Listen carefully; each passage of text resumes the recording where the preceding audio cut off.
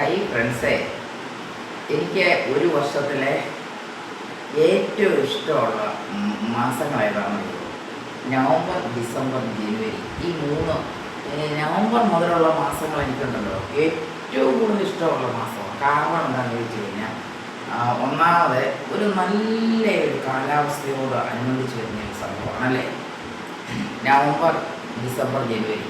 ഈ new year ഒക്കെ എനിക്ക് ഭയങ്കര ആഘോഷമായിട്ട് ഇങ്ങനെ ആഘോഷിക്കുന്നതും ഇഷ്ടമാണ്. എല്ലാ വർഷവും ഞാൻ ന്യൂ ഇയറിന് പുതിയ ഡ്രസ്സ്, പുതിയ പുതിയ ഭക്ഷണങ്ങൾ, പുതിയ എന്തെങ്കിലും കാര്യങ്ങളൊക്കെയാണ് എനിക്ക് ഉണ്ടാകുന്നത്. കാരണം എന്ന് പറഞ്ഞാൽ പുതിയ വർഷത്തിലേക്ക് കയറുമ്പോൾ നമ്മൾ പുതിയ ഇതാണല്ലോ, പുതിയ ഡ്രസ്സും പുതിയ കാര്യങ്ങളാണല്ലോ കാണുന്നത്.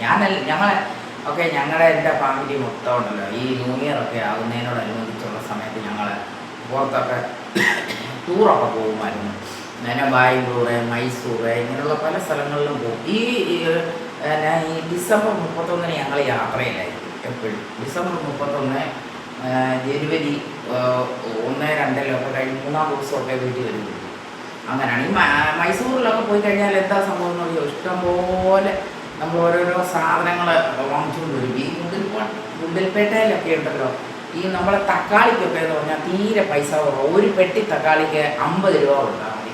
ഞങ്ങളിവിടെ കൊണ്ടുവന്നിട്ട് വണ്ടിക്ക് പോകുന്നതുകൊണ്ട്, സ്വന്തം വണ്ടിക്കാണല്ലോ പോയി വരുന്നത്, അന്നേരം കൊണ്ടുവന്നിട്ട് നമ്മൾ അയൽവക്കത്തുള്ളവർക്കൊക്കെ കൊടുക്കും. നമുക്ക് ഒത്തിരി തക്കാളിയുടെ ആവശ്യമില്ല, കുറച്ച് മതിയല്ലോ തക്കാളി. അന്നേരം കുറച്ച് അങ്ങനെയൊക്കെ എന്തോ ഒരു സന്തോഷമുള്ള മാസങ്ങളാണെന്നറിയോ ഈ നവംബർ, ഡിസംബർ, ജനുവരിയിൽ. പിന്നെ അടുത്തൊരു സന്തോഷം എന്താണെന്നറിയോ, പിന്നെ സംഭവം എന്ന് പറഞ്ഞാൽ ഈ അയ്യപ്പന്മാർ ശബരിമലയ്ക്ക് പോകുന്നതുണ്ടല്ലോ എനിക്ക് ഭയങ്കര ഇഷ്ടമുള്ളൊരു സംഭവമാണ്. കാരണം എന്താണെന്ന് ചോദിച്ചു കഴിഞ്ഞാൽ, അയ്യപ്പനെ എനിക്ക് ഭയങ്കര ഇഷ്ടമാണ്. ആ അയ്യപ്പനെ ഭയങ്കര ഇഷ്ടമുള്ള ഒരാളാണ് ഞാൻ. ഏറ്റവും കൂടുതൽ ഇഷ്ടപ്പെടുന്ന അയ്യപ്പനെ. പിന്നെ ശബരിമലയ്ക്ക് ആൾക്കാർ ഇങ്ങനെ ഇരുമുടിക്കെട്ടുമായിട്ടൊക്കെ പോകുമ്പോൾ അതൊരു ഐശ്വര്യമാണ് കാണുന്നത് അല്ലേ. ഞാനൊരു ക്രിസ്ത്യൻസ് ആണെങ്കിലും ഹിന്ദുക്കളെ അതിൽ നമുക്കെല്ലാം ഒരു ഐശ്വര്യമുള്ളൊരു സംഭവമാണ് ഇരുമുടിക്കെട്ടുമായിട്ട് സ്വാമിമാർ ശബരിമലയ്ക്ക് പോകുമ്പോൾ അത് കാണാൻ ഭയങ്കര ഇഷ്ടമുള്ള ഒരാളാണ് ഞാൻ. അതിൽ ഞാൻ പലരുടെയും ഇങ്ങനെ പോകുന്നതുകൊണ്ട് സന്തോഷം കണ്ടെത്താറുണ്ടാകും. അതിന് ഇഷ്ടമുള്ളതാണ്. ഇങ്ങനെയൊക്കെയുള്ള കാര്യങ്ങളാണ്. ഇങ്ങനെ നമുക്ക് പിന്നെ ഈ വർഷങ്ങൾ ഇങ്ങനെ തുടങ്ങുമ്പോൾ ഒരു തണുപ്പ്, ഒരു നല്ല ഒരു ക്ലൈമറ്റാണ് നമ്മളെ ചുറ്റിപ്പറ്റി നിൽക്കുന്നത് അല്ലേ. എല്ലാവരും ടൂറെ, ന്യൂ ഇയറിനോടനുബന്ധിച്ച് വരുമ്പോൾ ടൂറെ കാര്യങ്ങളെ ഇങ്ങനത്തെയൊക്കെ നമ്മൾ പ്രതീക്ഷിക്കുന്നത് അല്ലേ. എനിക്ക് ടൂറൊക്കെ ഭയങ്കര ഇഷ്ടമാണ്. ഫ്രണ്ട്സിൻ്റെ കൂട്ടത്തിലൊന്നും അല്ല കേട്ടോ, ഫാമിലിയുടെ കൂട്ടത്തിലൊക്കെ പോകുന്ന താല്പര്യം. ഫ്രണ്ട്സ് എന്ന് പറഞ്ഞാൽ ജെൻസ് അല്ല, ലേഡീസിൻ്റെ കൂട്ടത്തിലൊക്കെ പോകുവാൻ. ലേഡീസ് എന്നൊക്കെ പറഞ്ഞാൽ നമുക്ക് നമ്മുടെ ഉറ്റ സുഹൃത്തുക്കളായിട്ടുള്ള നല്ല ആൾക്കാരെ കിട്ടണം. അവരുടെ കൂട്ടത്തിലൊക്കെ ടൂറൊക്കെ പോകാൻ ഇഷ്ടമാണ്. സ്വന്തം വണ്ടി പോകണം, അല്ലാതെ വെറുതെ ബസ്സിലോ ട്രെയിനിലോ പോയിട്ട് കാര്യമില്ല. സ്വന്തം വണ്ടിയിൽ നമ്മൾ ടൂർ പോകണം. അതൊരു നല്ലൊരു സന്തോഷം തന്നെയാണ്. എനിക്ക് ഏറ്റവും കൂടുതൽ യാത്ര ചെയ്യുന്ന സ്വന്തം വണ്ടി യാത്ര ചെയ്യുന്ന ഇഷ്ടം. അല്ലാതെ എനിക്ക് ബസ്സിലും ട്രെയിനിലും പോകുന്നത് എനിക്കിഷ്ടമില്ല. നമുക്ക് എപ്പോഴും ഉണ്ടല്ലോ നമുക്കൊരു സുരക്ഷിതത്വവും നമുക്ക് കംഫർട്ടബിളും ശരിക്കും നമ്മുടെ സ്വന്തം വാഹനത്തിൽ പോകണം ഇല്ലേ. നമുക്ക് ഓരോരുത്തർക്ക് ഇറങ്ങി കാഴ്ചകൾ കാണാം, നമുക്ക് ഭക്ഷണം കഴിക്കാൻ എടുക്കാം, എല്ലാം നമുക്ക് ചെയ്യാൻ പറ്റുന്നത് സ്വന്തം വാഹനത്തെ പോയെങ്കിലേ പറ്റുള്ളൂ. ട്രെയിനൊക്കെ എന്ന് പറഞ്ഞാൽ നമ്മുടെ ഇഷ്ടാനുസരണത്തിൽ നിർത്തുമോ, ബസ് നമുക്ക് നിർത്തുമോ? ഇല്ലല്ല, ഒന്നും നിർത്തില്ല. നമുക്ക് നമ്മുടെ സ്വന്തം വാഹനത്തിൽ പോയി ടൂർ പോകുമ്പോൾ എനിക്കിഷ്ടം. ഞാൻ അങ്ങനെ പോയിട്ടുള്ളത് കൊണ്ട് തന്നെയാണ്. അല്ലാതെ ട്രെയിനിലും ബസ്സിലും യാത്ര ഞാൻ ചെയ്യാറില്ല. അത് പോകുന്ന ഈ അടുത്തനാണ് പോയി രാവിലെ പോയിട്ട് വരുന്ന സംഭവത്തിൽ മാത്രമേ ഇങ്ങനെ ട്രെയിനിലും ബസ്സിലും ഒക്കെ ഞാൻ യാത്ര ചെയ്യും. എന്നെ സംബന്ധിച്ച് ഞാനാണ്. അങ്ങനെയാണോ? എല്ലാവർക്കും അങ്ങനെ തന്നെയാണെന്നാണ് ഞാൻ പ്രതീക്ഷിക്കുന്നത്. സത്യം പറഞ്ഞാൽ എല്ലാവർക്കും അവരവരുടെ വാഹനത്തെ യാത്ര ചെയ്യുന്നതല്ലേ ഇഷ്ടം. ബസ്സിൽ കയറി ഇങ്ങനെ അലഞ്ഞ് തിരിഞ്ഞ് പോകുന്ന എന്തോ കഷ്ടം അല്ലേ. ഓരോ ബസ്സിലൊക്കെ ഞാൻ ഇവിടെ നമ്മുടെ ഈ പരിസരത്തൊക്കെയാണ് ബസ്സിൽ പോകുന്നത്. ബസ്സിലൊക്കെ നമുക്ക് ഇവിടെയൊക്കെ പോകുന്നതിന് കുഴപ്പമില്ല, ഞങ്ങളുടെ അടുത്തല്ലേ. നമ്മൾ പോയി കഴിഞ്ഞു അല്ലെങ്കിൽ 1/2 മണിക്കൂർ അല്ലെങ്കിൽ 1 മണിക്കൂർ അല്ലെങ്കിൽ 2 മണിക്കൂർ 5 മണിക്കൂർ നമ്മുടെ വീട്ടിൽ കിട്ടുമല്ലോ, കുഴപ്പമില്ല. അതുപോലെ ദൂരേക്കൊക്കെ പോകുമ്പോൾ നമുക്ക് സ്വന്തം വാഹനം വേണം.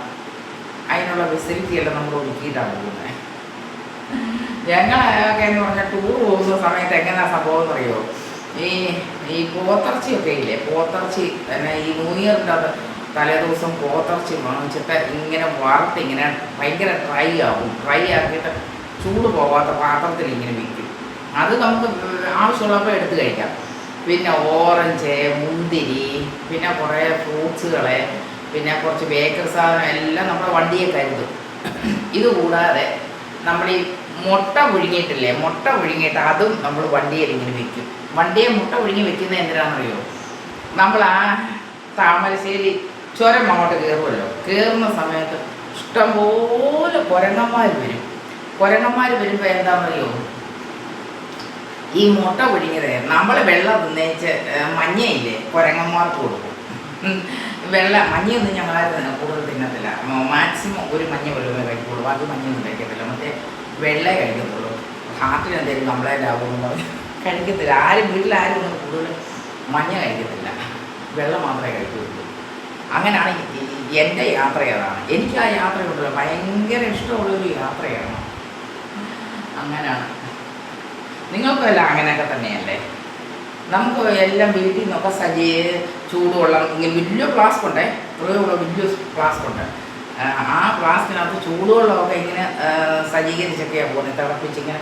നമുക്ക് ചൂടുവെള്ളം വേറെ കൊടുത്തു, ആ ചൂടുവെള്ളം നമ്മൾ 2-3 ദിവസം കഴിഞ്ഞേച്ച് തിരിച്ചു വരുമ്പോഴുണ്ടല്ലോ അതേപോലെ തന്നെ ചൂടായിട്ട് തന്നെ ഇരിക്കും. അങ്ങനെയൊക്കെയുള്ള യാത്രകളാണ് എനിക്കിഷ്ടം. എൻ്റെ യാത്ര എനിക്കതാ ഇഷ്ടം. പിന്നെ നമ്മൾ അവിടെ ചെന്ന് കഴിഞ്ഞ് റൂമുകളാണ്. മൈസൂറൊക്കെ ചെന്ന് കഴിയുമ്പം റൂം എടുക്കുക, പിന്നെ കുതിരപ്പുറത്ത് കയറുക, സൂ കാണാൻ പോവുക, ഇങ്ങനെയൊക്കെ എന്തോ രസമാണ് അല്ലേ?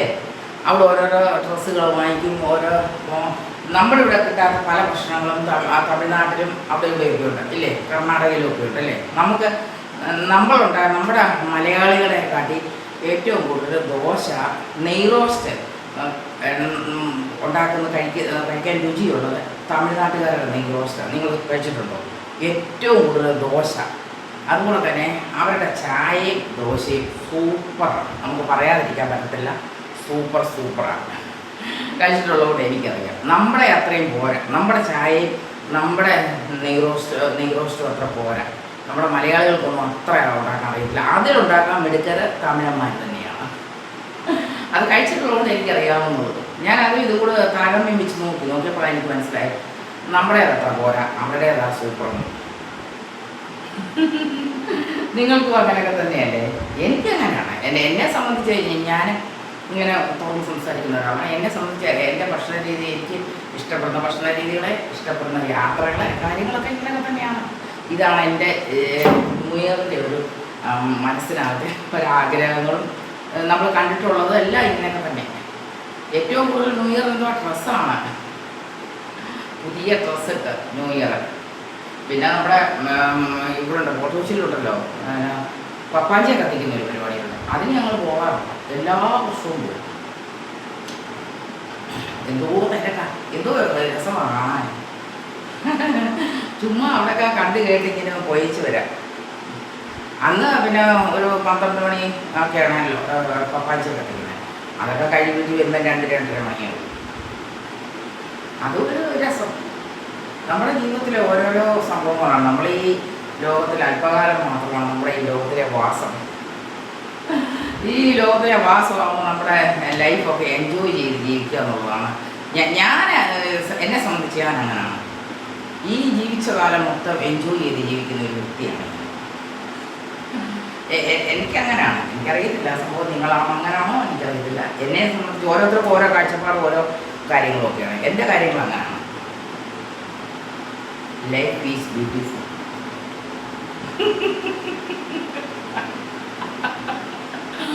നാൻസി എന്താ ഇങ്ങനെ? നാൻസി ഇങ്ങനെയാണ്. ഇതാണ് നാൻസി. മനസ്സിലായോ? ഒരു തുറന്ന പുസ്തകമാണ് ഞാൻ. Okay, bye bye.